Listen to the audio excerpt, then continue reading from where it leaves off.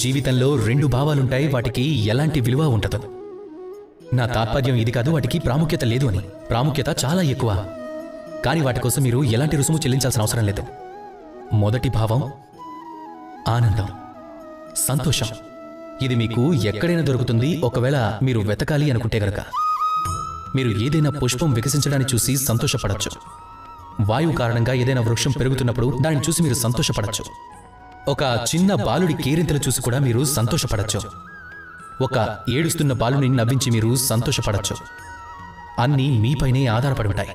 అలాగే రెండవ భావం ఆందోళన. మనుషులు చాలా ఆందోళన పడుతూ ఉంటారు.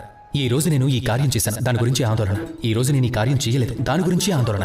నేను రేపు ఈ కార్యం చేయాలి, దాని గురించి ఆందోళన. నేను రేపు ఈ కార్యాన్ని పూర్తి చేస్తానా, దాని గురించి కూడా ఆందోళన.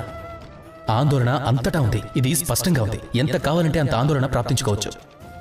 ఒక ముఖ్యమైన విషయాన్ని గుర్తుపెట్టుకోండి, సంతోషం జీవితానికి ఒక కొత్త ఆరంభం. ఈ ఆందోళన ఈ జీవితానికి చితి లాంటిది. ఇప్పుడు ఈ రెండు భావాలు స్పష్టంగా ఉన్నాయి. రెండు భావాలు మీ సమక్షంలో ఉన్నాయి. మీరు దేనిని ఎంపిక చేసుకోవాలనుకుంటున్నారు, ఆందోళన లేదా సంతోషమా? నిర్ణయం మీదే.